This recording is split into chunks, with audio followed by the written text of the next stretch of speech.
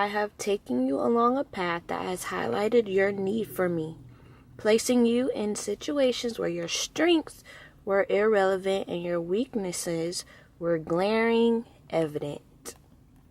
And then this scripture right here, Isaiah 58:11, will guide you always. He will satisfy your needs in a sun-scorched land and will strengthen your frame. You will be like a well-watered garden, like a spring whose waters never fail.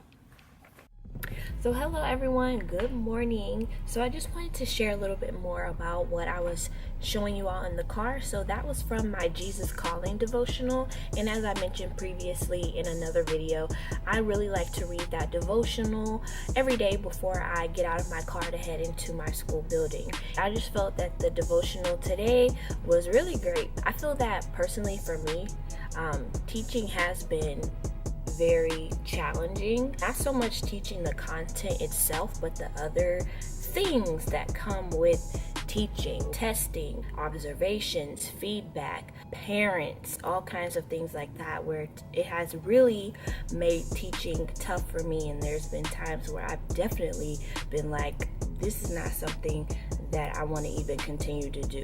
But I have continued to come back. So I just wanted to talk about that point that was made in the devotional, because I feel that my weaknesses, once I have become a teacher, my weaknesses were really very evident. Really, if it wasn't for God giving me strength every single day that I have to come and teach, I probably wouldn't be here filming this video for you all right now. Taking time for me to read this devotional every day really fuels me and helps me thrive as an educator. And if it wasn't for God giving me his strength every day, because I do have weaknesses, if it wasn't for God giving me his strength every day to make it through, I wouldn't be here right now, as far as being a teacher right now. Just wanted to share that. And if you are a faith-driven educator, then make sure that you check out Faith-Driven Educators. You can join.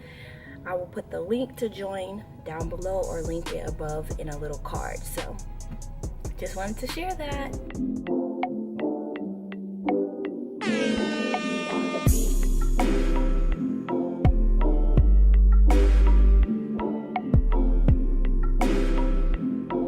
Does your school require you to do Tuesday folders, or what is the system that you have in your classroom to kind of organize papers as far as papers that are going to be sent home? When do they go home? How do you verify they've gone home? For me personally, like I shared yesterday, I do a week ahead and let parents know that I am sending home papers in something called a Tuesday folder. So a Tuesday folder, this is the first time that I'm doing a Tuesday folder. At my other school campus, we were not required to do a Tuesday folder. I had heard of a system similar to that, but that just wasn't something that I did. I just sent home papers whenever I wanted to send home papers. But at my new campus, that's something they do campus wide, so I had to implement it in my classroom, and it works out pretty well. Parents know to expect important papers from the school as well as graded work on this particular day. So I normally have my teacher's assistant pass these out to everyone.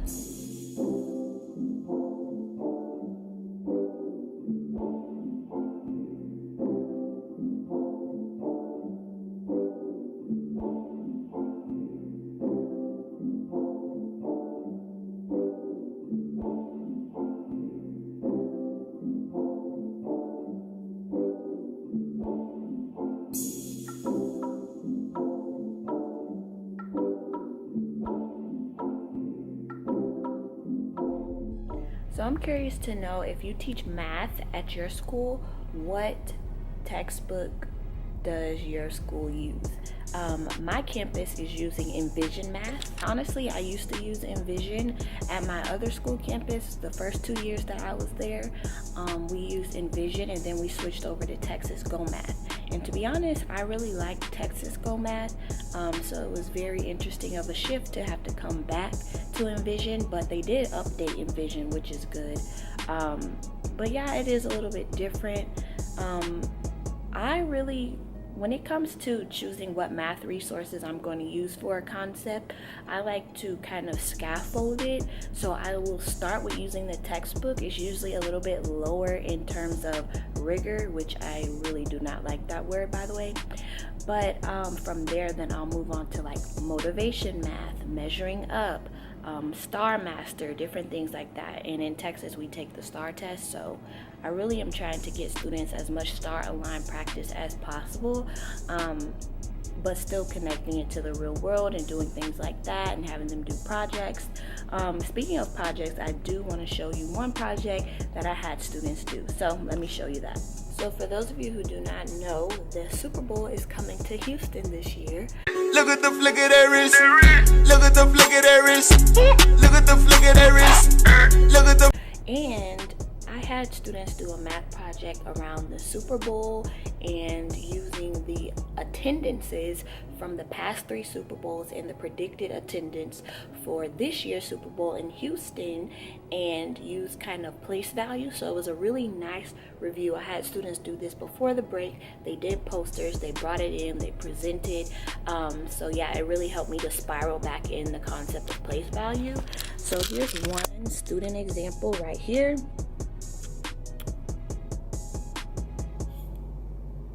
So as you can see, they took the Super Bowl and what cities it's been in previously. They put the attendances in expanded form. They wrote it also in standard form. They wrote down facts from the Super Bowl, why Houston will be a good city for the Super Bowl. They also compared and ordered the numbers of the attendances. And this particular example is missing some things, but for the most part, they did an okay job. I personally just think that was a fun, real-world connection for math. So I like to do a combination, but at the end of the day, yes, I do want to make sure my students are set up for success in order to be able to do very well on that end-of-year test and move on to 4th grade.